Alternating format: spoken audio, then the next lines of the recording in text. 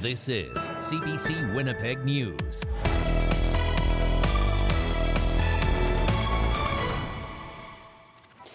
Good evening. Thanks for joining us. He lost his job over a year ago, and now a Winnipeg man has built a shelter for himself out of scraps of wood and cardboard near Polo Park. His story is one of many that shows the need for affordable housing. CBC's Cameron McLean has his story. Bill Pajak built this shelter on the bank of Winnipeg's Omens Creek. It took me about 4 days to build it. I just started scavenging materials and putting them together. He used wooden pallets for frames and cardboard for insulation. And I put these supports in. I just kept putting them in until they got solid. Since he can't have a heater inside, this winter he plans to rig up a hot water radiator connected to a heater planted in a sandbox outside. He chose this spot beside Empress Street in a busy shopping area because he says it feels safer than downtown. There's a lack of good shelter space in Winnipeg. The shelters are all overcrowded and people with addictions issues are everywhere in the core, which makes it very, very hard. Pajak lost his job as a truck driver last year. Since then, he's suffered health problems which have kept him from working. Pajak has been looking for housing, but finding a place that will accept him with his dog Gabby has been difficult. I've had her since 8 weeks old. I'm a type 1 diabetic. Before they had the sensors and stuff, she used to indicate when my blood sugar was low. Despite his challenges, Pajak says he's receiving support from people in the area.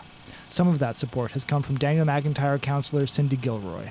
Bill is a prime example of somebody who could probably be easily housed if we had affordable housing. He has also gotten regular visits from Winnipeg fire paramedics. I discussed a little my heating system with them and they're hesitant at best, but we'll see how that goes. They said they'd get back to me. Manitoba Housing says it gives priority to people who are homeless, and having a pet is not a factor in determining wait times. What I need is housing, but if I can't find housing, I need to build a heating system before winter. Winter is only a few weeks away. Cameron McLean, CBC News, Winnipeg. Winnipeg has opened a new pop-up shelter where people who are homeless can spend the night. It's been set up at Asylum Mission. It will open if 3 conditions are met. 1, it feels like minus 10 degrees outside. The other emergency shelters are consistently full, and at least 4 staff are present. Workers from Asylum, One Just City, Main Street Project, and Sunshine House will be involved. Asylum's CEO says it won't be hard to meet those targets, so the pop-up will likely run all winter when it gets cold. We are actually anticipating that likely once we open, we won't close until March 31st. Of course, if there's a balmy spell like this one, we'll accept it and slow down and redirect those staff to our regular teams to support folks. The city and End Homelessness Winnipeg are spending $265,000 to establish the shelter. Pop-up hours will be from 9 at night until 7 in the morning. The Exchange District Biz has a new long-term strategy, but some of the businesses in the district have a more immediate concern. CBC's Bartley Kivas reports. It was the best item we've ever had in our store. This high-tech credit card holder helped UN Luggage get through the pandemic. We couldn't sell luggage. Nobody was traveling for 2 years, but people were still buying tons of wallets. John Thiessen's luggage store is one of the oldest businesses in Winnipeg's Exchange District. It's been around in some form since the 1940s. Thiessen says foot traffic in the Exchange could be better. The Exchange District has plenty of character thanks to a large assortment of well-preserved turn-of-the-century architecture. What the neighborhood could use a lot more of, though, is people. Today, the Exchange District Business Improvement Zone announced plans to add 15,000 more residents over the next 20 years. The strategy calls for remaking thoroughfares like Albert into shared streets for cars and pedestrians, revitalize 3 blocks of King Street in Chinatown, and create an arts festival campus stretching from Old Market Square to the Burton Cummings Theatre. Biz Director Dave Pensato says more people would bring the city $9 million in additional tax revenue every year. What this really does is confidently show the direction is good, that the type of revenue projections are good. This then needs to come together into a series of smaller, specific plans. Pensato says the strategy builds on a number of public and private plans. Some business people in and around the Exchange aren't impressed. I think that it's a big picture, long-term, pie in the sky kind of plan. Brian Sharfstein owns Canadian Footwear, a business that dates back to the early 1930s. He wants to see the biz focus on safety, not in the future, but right now. My numbers are growing in my other stores around Winnipeg. Downtown continue to decline because we're doing nothing to build the perception of a safe downtown for both of our employees and the people coming downtown. Back at UN Luggage, John Thiessen's also concerned about public safety, but he does like the emphasis on more residents in the exchange. If we had more people down here, it would make everybody feel more comfortable. The exchange biz strategy doesn't make any specific financial requests of the city. It'll come before council in the coming months. Bart Lekivas, CBC News, Winnipeg. A former high school basketball player coached by Madison Billick claims there's a pattern of abuse by the recently charged coach. CBC is not identifying the player because she was a minor at the time. She has already called Winnipeg police to report other incidents of inappropriate behavior involving Billick. The former player says there were sleepovers, invitations to Billick's hot tub, and access to alcohol. She says 2 other former teammates told her they plan to call police as well. The 28-year-old Billick was charged last week with sexual assault, sexual exploitation, and luring. She is accused of grooming an underage hockey player she coached. The former Grand Chief of the Assembly of Manitoba Chiefs denies he sexually assaulted a woman he worked with, and he's now filed a countersuit against the woman who accuses him. Arlen Dumas says the woman's lawsuit against him is based on malicious and false claims, and he's now suing her. In August, the woman filed a lawsuit against Dumas, saying he raped and sexually harassed her while they were employed at the Assembly of Manitoba Chiefs in early 2022.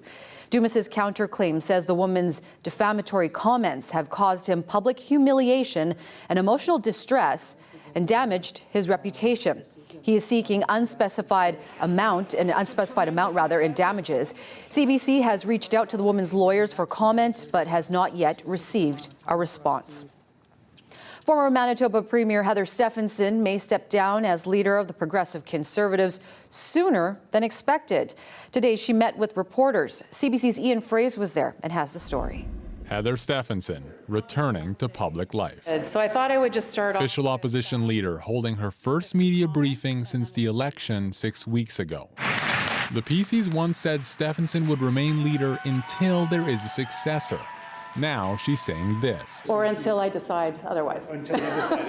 Stefanson says she will be in the job at least until details around the leadership race are worked out.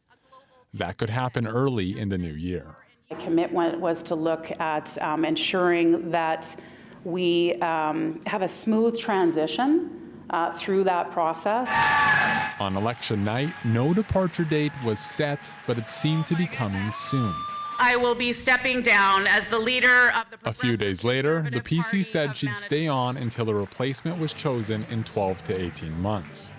If she leaves early, the NDP says she's doing a disservice to Manitobans. The leader of the opposition plays a critical role in our democracy, and ultimately we don't want someone that is halfway out the door. Stefanson wasn't so interested in speaking about the past, like her 2 weeks on vacation. I think that's what all Manitobans should have the opportunity to do.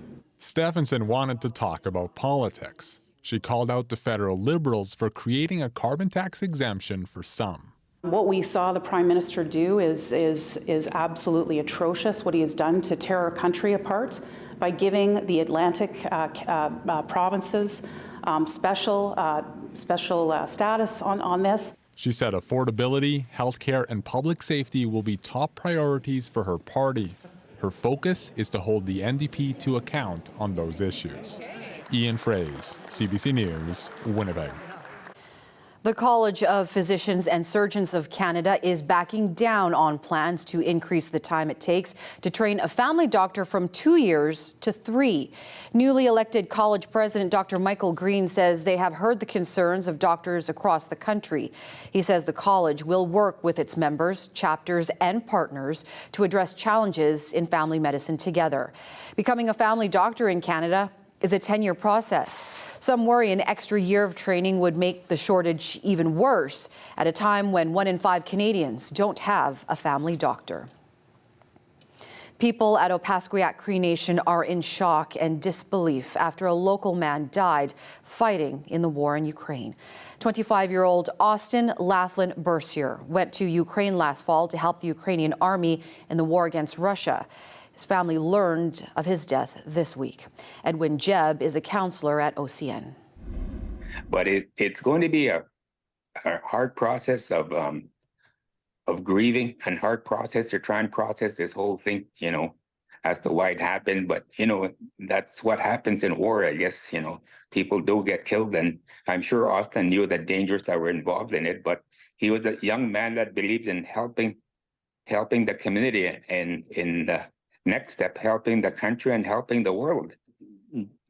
Gives me a lump on my throat and tears in my eyes when I think about that he's willing to, sacrifice. And he did give the ultimate sacrifice in going to the Ukraine and getting killed over there. That's the ultimate sacrifice. They talk about that on Remembrance Day on Saturday. They did say that word, the ultimate sacrifice.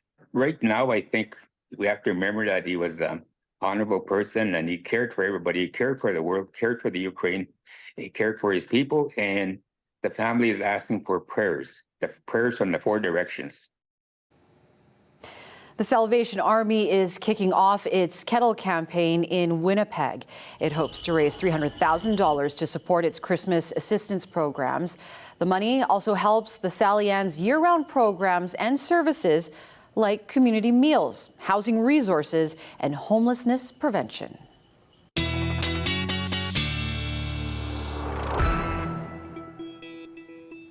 Well, CBC weather specialist Riley Lachuk joins us. Okay, we've been spoiled for the start of November. We've had some really mild days. Today was another plus day above seasonal, but it is November, it is Manitoba, and that's about to change on a dime, isn't it? That is about to change on a dime, and I'll show you why. Looking at satellite radar, you can see our next weather maker in the bottom left corner of your screen already there. This low pressure system forming over Montana, already bringing some snow, some rain, and some mixed precipitation to parts of southwest Saskatchewan. Parts of southwest Saskatchewan under a snowfall warning at the moment. South of Regina, south of Swift Current toward the Alberta border for 10 to 15 centimeters of snow that could fall in those regions by the end of tomorrow. Here in southern Manitoba, we'll talk about that, but not quite 10 to 15 centimeters of snow. So looking at Futurecast here, you can see as we get into the overnight period here, Thursday at midnight, we start to see the leading edge of this precipitation moving into Manitoba, mainly as snow, but there is the risk that we could see, especially in the southwest corner of the province, some freezing rain early into the night tonight by about 12 o'clock, 2 o'clock in the morning. That is a snow event by the time we get to the morning commute here in the Red River Valley. So, anywhere along the Trans-Canada corridor toward Brandon, Saskatchewan border south, expecting some snowfall for the morning commute tomorrow and windy conditions. So yeah, it could be a bit of a messy drive if you're heading out of town or heading in between, say, Brandon and Winnipeg tomorrow. As we get into the day on Thursday tomorrow, you can see by lunchtime even back into the sunshine. So very quick moving system, and behind that, mostly sunny skies as we head into the day on Friday. And yeah, we're looking at a sunny weekend once again. In terms of amounts, looks like we could see, I'm calling it 2 to 4 centimeters of snow in southern Manitoba.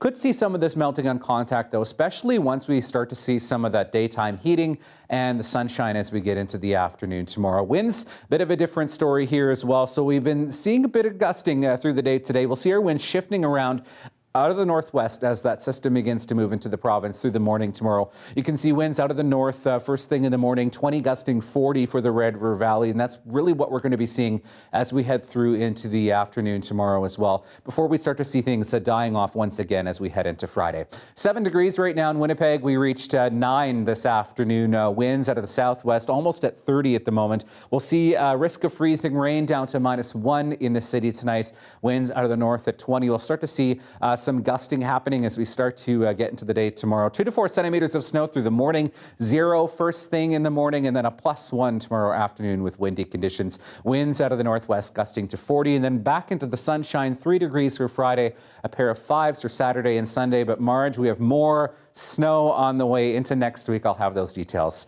later in the show. All right. Thanks a lot, Riley. You got it. Israeli Defense Forces searched a hospital in Gaza. That story is coming up. You're watching CBC Winnipeg News.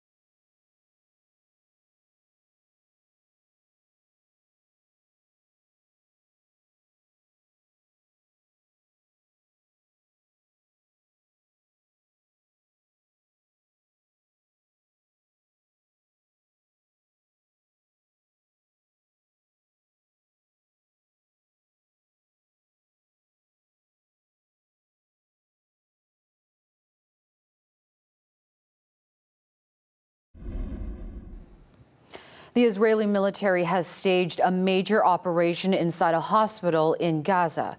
Israeli Defense Force troops searched the Al-Shifa hospital for several hours. Israel says its soldiers found weapons and other evidence that the facility was being used as cover by Hamas. CBC's Ellen Morrow has the latest on the military moves and the plight of the people in Gaza. Israel's military released this video, claiming it found weapons and a Hamas command center inside Al-Shifa hospital. CBC News can't independently verify the claims. Soldiers are still searching inside the hospital, the military says. Several Hamas militants, it adds, were killed during the operation.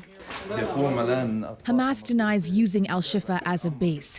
Fierce fighting raged around the hospital for days. This video, released by the Hamas-run Gaza Health Ministry, claims to show the aftermath of Israeli shelling before the raid. CBC News can't independently verify it. Everyone got really, really terrified and felt the situation is really difficult. They called the hospital administration and told them that we are planning to get in the Shifa buildings one by one, and we will be checking everywhere within the hospital. But again, it's totally scary situation. It's continuous shooting from the tanks. Al-Shifa has been in crisis for weeks. Hundreds of patients and displaced people remain inside the facility, say doctors, with no fuel, food, or water. It's unclear what's going to happen to them. The most vulnerable, these tiny newborn babies, the hospital says it's struggling to keep alive. The World Health Organization called the military action totally unacceptable. Hospitals are not battlegrounds. We're extremely worried for the safety of staff and patients. Israel's prime minister defended the raid as part of Israel's fight to wipe out Hamas for the October 7th attacks. There is no place in Gaza that we will not reach, Benjamin Netanyahu says. There is no hiding for Hamas.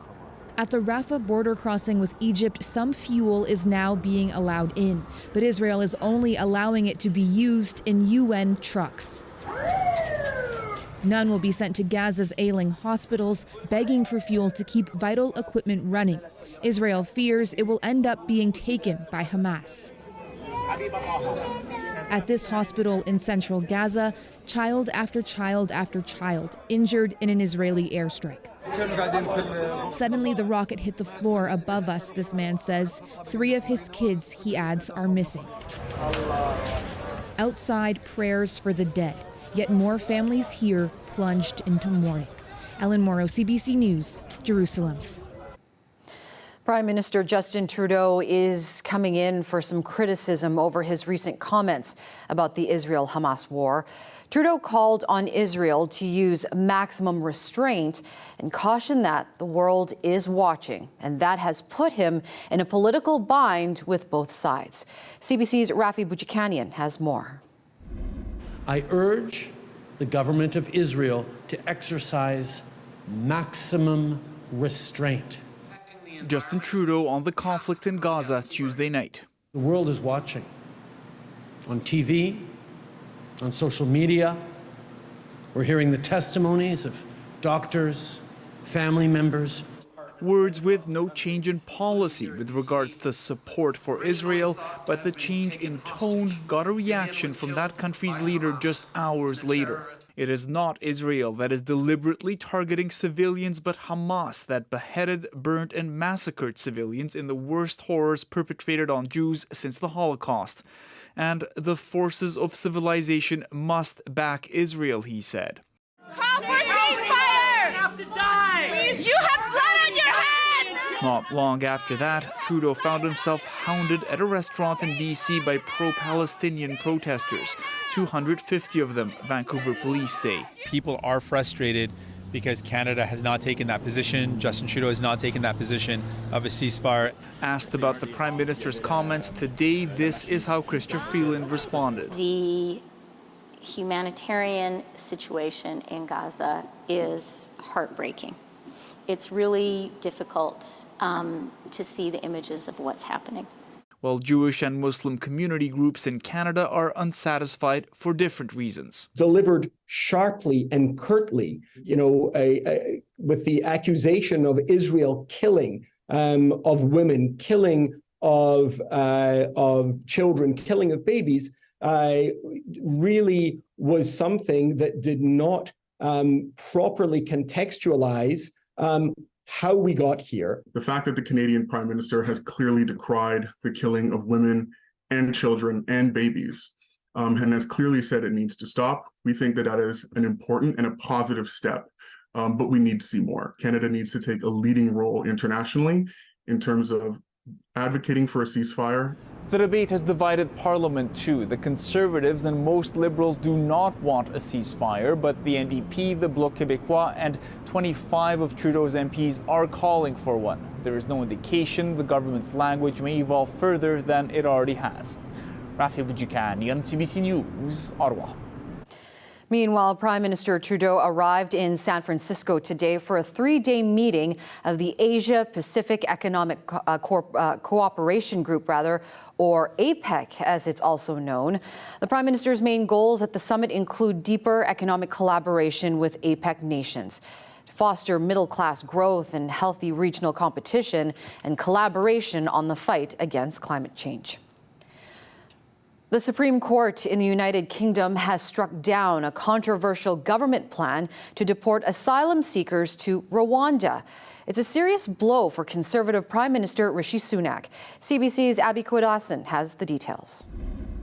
Has your plan failed, Prime Minister? A central pillar of Prime Minister Rishi Sunak's immigration policy has been knocked down by the Supreme Court. In a unanimous decision, the 5 justices say that deporting asylum seekers to Rwanda is unlawful, that Rwanda is not a safe place. Rwanda has a poor human rights record. In recent times, British police have had to warn Rwandan nationals living in the UK of credible plans by the Rwandan government to kill them. The UK scheme was first introduced by Boris Johnson last year in 2022, and it sought to deport asylum seekers to the East African country. From there, they would be permitted to apply for refugee status, wait for their claim to be processed, and if that claim was rejected, they would be sent back to their country of origin. The government here had said this would help deter people from making that dangerous crossing across the English Channel to Britain, but human rights groups have argued that this was a cruel policy and that Britain was simply looking to sidestep its international obligations. The Prime Minister Sunak has now responded to this ruling. He says this was not the outcome that they wanted, but that they were looking at all eventualities. But let me say this again. If it becomes clear that our domestic legal frameworks or international conventions are still frustrating plans at that point, I am prepared to change our laws and revisit those international relationships. The British people expect us to do whatever it takes to stop the boats, and that is precisely what this government will deliver. Changing the laws, really underscoring how important this immigration policy is to him. Now, we have to remember Rishi Sunak must call a general election before January 2025, but his outgoing Home Secretary, Suella Braverman, has already called him a weak leader, says he is not the man for the job. Even one Tory MP publicly calling for a new Conservative leader as well. Rishi Sunak promised calm when he became Prime Minister, but it looks like chaos is brewing once again. Abby Kwadasan, CBC News, London. Back here at home, the fate of Nathaniel Veltman is now in the hands of the jury. He's accused of killing 4 members of a Muslim family in a truck attack in 2021. The 22-year-old pleaded not guilty to 4 counts of first-degree murder and 1 count of attempted murder, as well as terror-related charges. CBC's Thomas Daigle has the report. After more than 10 weeks of proceedings at Nathaniel Veltman's trial, there's plenty of evidence the jury didn't hear about the deadly attack on the Afzal family, like 2 surprise admissions found in a forensic psychiatrist's report. In August of last year, Dr. Julian Goger wrote Veltman told him he wants to plead guilty. Then again 3 months later, the doctor wrote Veltman was simply insisting on pleading guilty. Something later changed. And this past September, at the outset of his murder trial, Veltman pleaded not guilty. What we, I think, in the community are really asking for is justice in the fullest sense. I think there is confidence. Uthman Quick speaks for the National Council of Canadian Muslims. They've kept in touch with family members of the victims. You can only imagine the difficulty of having to listen to some of the details that have come out during the trial. The night before the June 2021 attack, Veltman testified he hit the road to Toronto, his mind in a dreamlike state, still reeling from a magic mushroom trip. The jury didn't hear there's evidence Veltman had a different target in mind. Prosecutors revealed directions to Toronto's Women's College Hospital were found on Veltman's smartphone. He had already told police he had considered targeting abortion providers, and investigators found a list of abortion clinics in his apartment. When people enact this kind of terrorist violence, they want to become heroes and celebrated and remembered by others and inspire others. In his closing arguments, the Crown Attorney alleged Veltman carried out the attack to strike fear in all Muslims and to inspire other white nationalists to commit more violence. The verdict is now in the hands of the jury. Thomas Dagle, CBC News, Windsor, Ontario. Many businesses are still struggling to recover since the pandemic, and now they're about to face even more financial pressure as the deadline approaches to repay federal government-backed pandemic loans. Nicole Williams explains. As the holiday season approaches, business is picking up. Thank you. Yeah, exactly. We're like, what's your buddy? Good news for the many shops and restaurants in Ottawa, some who say it hasn't been the same since the pandemic. The outlook is pretty bleak. Nationwide, you're looking at 50% of businesses are operating either at a loss or just breaking even. A bleak outlook after a bleak few years because of the pandemic, which saw nearly 900,000 small businesses and nonprofits across the country tap into the Canada Emergency Business Account, or CEBA, an interest-free loan introduced in April 2020 to help businesses during the height of the pandemic. Each received up to $60,000, with a total of $49 billion paid out. It was a lifeline at the time. It didn't cover a lot of our expenses, but it did help for sure. Businesses originally had until the end of this year to pay the money back, and if they did, the federal government would forgive up to $20,000 of the loan. But pandemic recovery has been slow, and many asked for more time.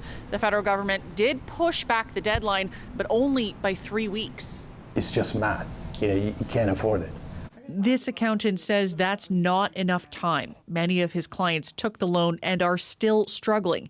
He argues in some cases, loans should be forgiven entirely. This thing is not fair to pay right away or you lose 20 grand. And also it is also not fair because interest rate went up. More than 13,000 people have signed a petition agreeing with him, asking that the government consider the impacts to small businesses. Going to be a choice between paying that off and then paying off taxes or paying payroll. The federal government says the deadlines are final and that the flexibility already shown to businesses is enough. Nicole Williams, CBC News, Ottawa. Still ahead, the story of two Filipino Canadians who fall in love on the prairies. Sounds like a story that some Winnipeggers can relate to. We will hear more about PTE's latest production, The Waltz, coming up. You're watching CBC Winnipeg News.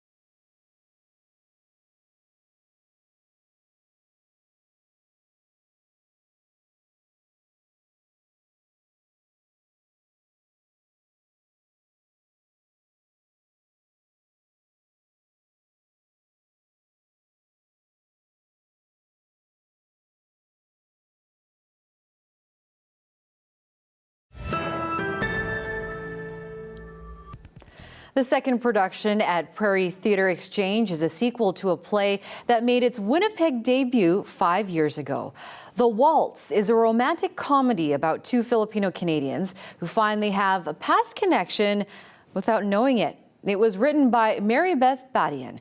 Her first play, Prairie Nurse, was performed at PTE in 2018, and she's back for the local debut of this sequel.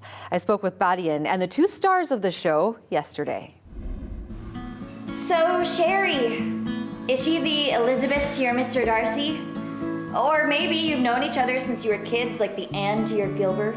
Huh? Your epic love story? No such thing. False! Behold, I'm living proof. What are you talking about? My mom and dad. She was a wide-eyed nurse from the Philippines, and he was a dashing goofball of a lab technician. First day on the job, she faints in his arms and wakes up. They stare into each other's eyes, and it's love at first sight. Love at first sight is total fiction. Hello, welcome back to Winnipeg. I'm so thrilled to be back. Now, let's talk about The Waltz, because this is a sequel to Prairie Nurse. This picks up over 20 years afterwards. Tell us a little bit about how you pick up that story and continue Prairie Nurse here in The Waltz. Well, one of the things about Prairie Nurse that I was feeling really strongly about is that folks were calling it an immigration story, and there was a part of me that thought, I don't think that this is an immigration story. I think that an immigration story is something told over a number of years. And I knew at that time that I would have a continuation of the story, and I just kind of didn't know where it was going to land. But around 2018-19, I was really craving two brown people falling in love on stage. I think overwhelmingly what I was seeing is that we were telling one aspect of our stories. We were telling stories about tragedy and trauma, and it's not that they don't exist. I just think that there's room for more stories. How about your parents? They're still together. That's vague. Sure, if you want to put it in your terms. Epic love story. They started off strong, Capulet and Montague styles. They were engaged in the Philippines, and both their parents were like, no way you're not getting married. Each family saying that their kid wasn't good enough, or rich enough, or, I don't know, the right side of Manila enough. RJ, I can speak for RJ. He's definitely very much a people pleaser. He tries to avoid conflict and diffuses it with humor as much as possible. While Bea, on the other hand... Yeah, it causes a bit of a dance because Bea loves to play and just make RJ squirm. So, yeah, she's a bit of a punk rock star. And the thing is, they're both actually quite smart, not just for their age, but they're smart and quick-witted individuals. And so that's ultimately the dance, is how do they try and one-up one another? How do they stump one another? And it's really fun to play. So Moms gets the idea to come to Canada because she can send for my dad right away and they could get married here. And they did. 1970, Saskatoon. Some guy named Charlie walked her down the aisle. News to me. Who the hell is Charlie? Why not my grandfather? Oh, well, because Mom's family disowned her. No biggie. And what did Romeo Alvarez Sr. leave behind? Money. That's what. Security. His family's wealth. Totally badass when you're 26 years old, I guess. But that's the kind of stuff that just festers. So anyway, they moved to Toronto because somebody told them it was warmer, which if you ask me was a total lie. And 20-some years later, they're still together. But why? All they do is fight. It's a rather quick show, and so I just hope that they leave with a big old smile on their face, remembering that sense of like falling for somebody. There's that, what's that term? It's a lot of firsts. Yeah, that term, it's like kilig. Oh, kilig. Yeah. And so I think that's not just our goal, but in MB's writing and Andrea and Nina's direction, everybody's just hoping that people feel a little kilig throughout the play, and then even a little after. Yeah. You know? Now, of course, this is the sequel. What can folks expect in terms of, is there going to be a follow-up to this? The third, it's a trilogy. I'm almost finished the third. It's in development. It's called The Cottage Guest, and it's set in 2017. And that's all I'm going to say. Oh, no, you're going to have to fill us. Obviously, we're hoping that you'll bring it back here to Winnipeg. But again, Mary Beth, thank you so much, and welcome back to Winnipeg again. Thanks. I'm so pleased to be here. Jolly Bee.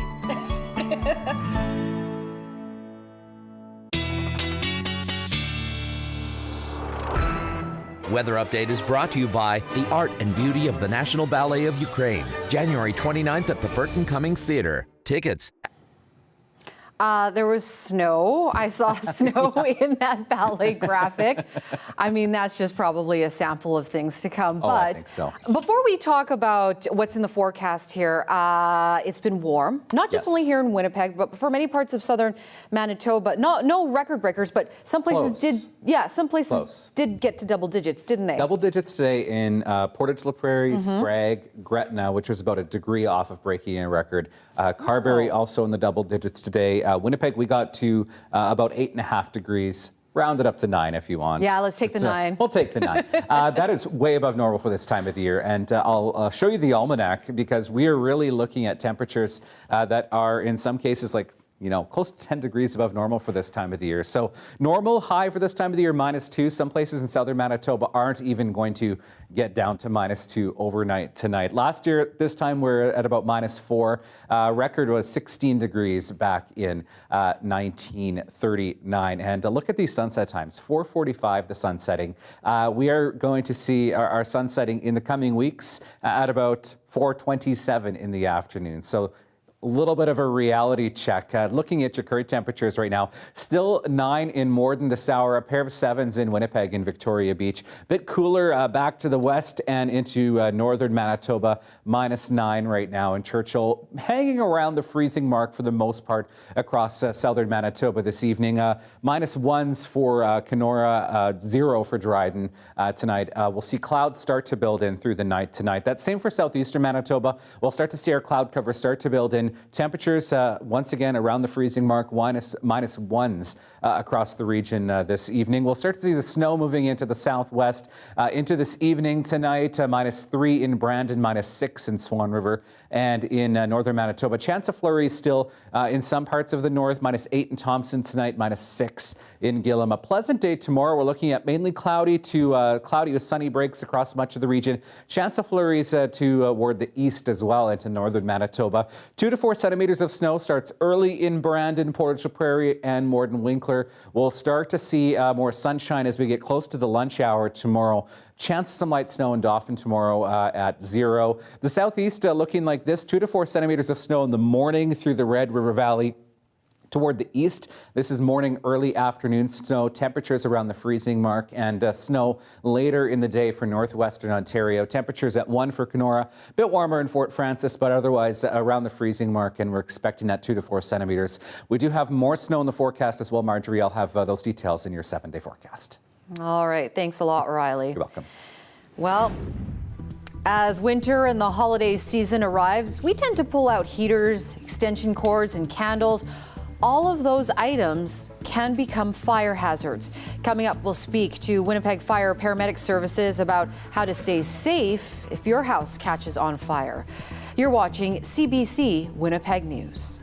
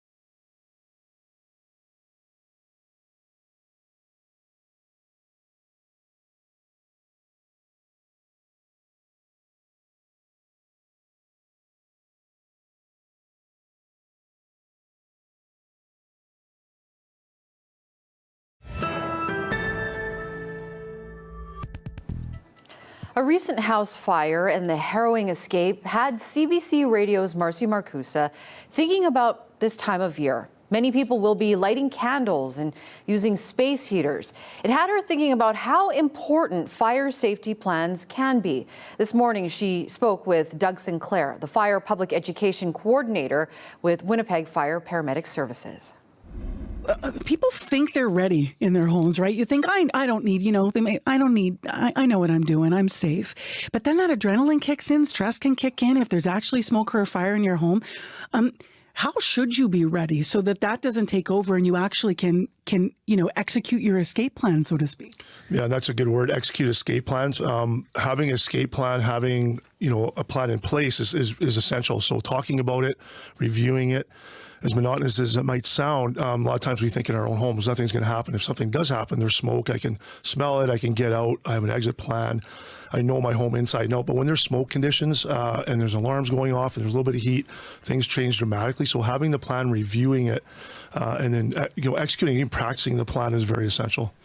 Are you supposed, say you smell smoke and you see something significant, should you just grab each other and run out of the house right away? Maybe that sounds silly, but that's an honest question, because some people will be like, I can take care of it, I can take care of it. When do you turn your attention to we have to get out of here and not actually try to take care of whatever it is? I don't think that's a silly question at all. That's exactly what we should be doing. And we refer this in public education with the department when we talk to kids in school, because they practice fire drills 10 times a year, and they're so well versed on the practice part in the school, they know what to do. And we've talked about this before, where 400 to 600 kids can do a drill in a minute and a half. In a building, in a rather large building. Mm-hmm. In our own homes, we do this in school. We go home, we don't practice that plan. And something happens and things get off kilter a little bit. So practicing the plan and going over it. But just as you say, it's time to get out. We hear an alarm. If we all execute this plan and we get to a safe meeting place, then everything should be fine. What should you do if your house is on fire then? Like, what actually, you're in the house, let's say. I understand everyone's supposed to stay low.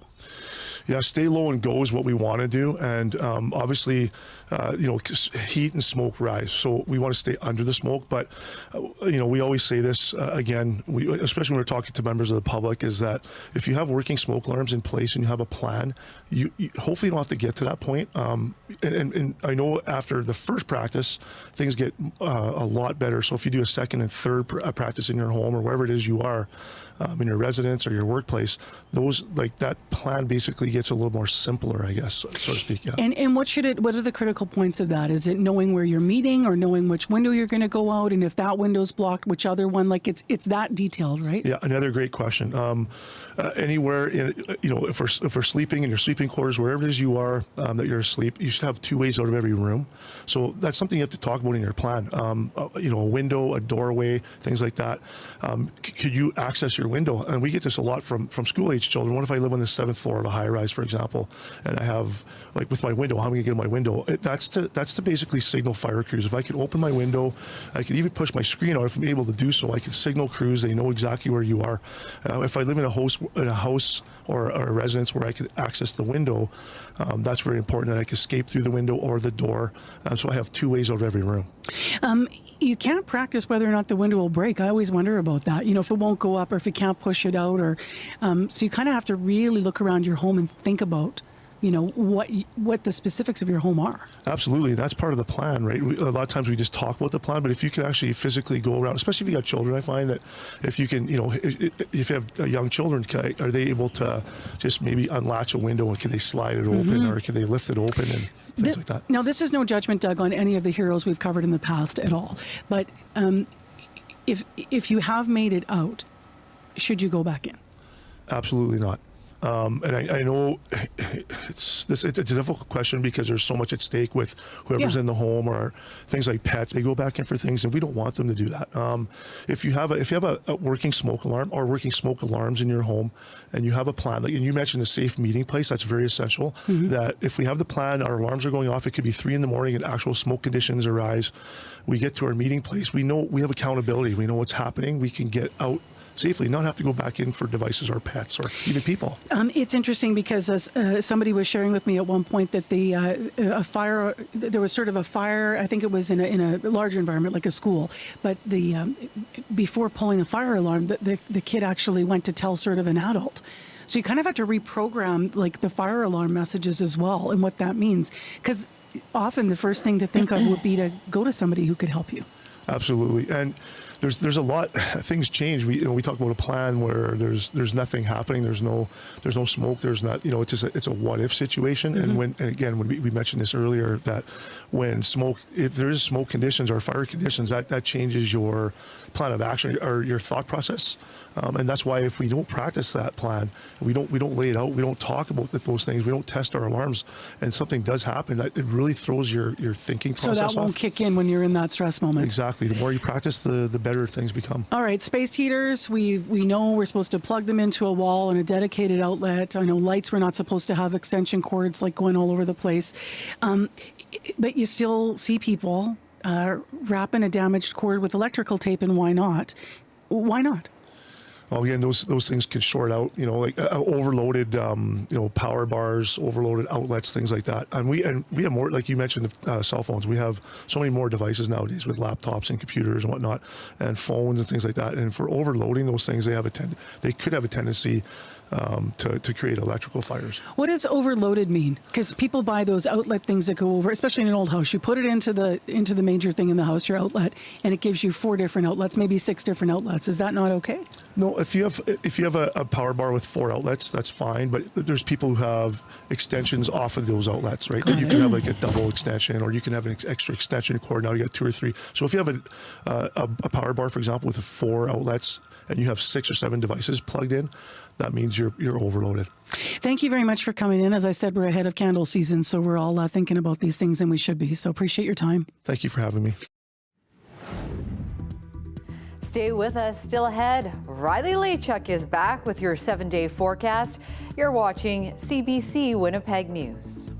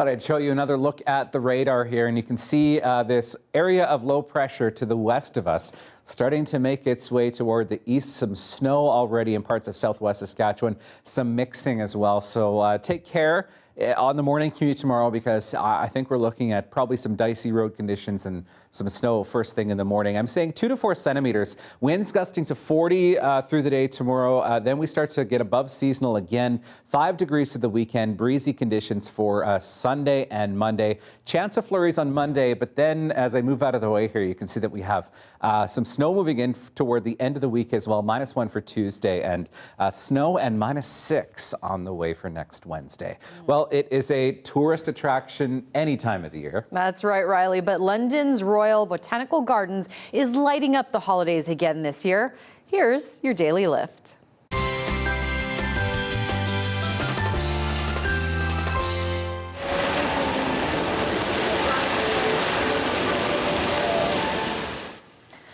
The gardens at Kew are sparkling and glittering. Visitors can admire illuminated flowers that are 3 meters high and check out one of the longest light tunnels ever at the gardens. Now, the lights display is now in its 11th year, and while it is memorable on its own, of course, it is apparently inspirational as well.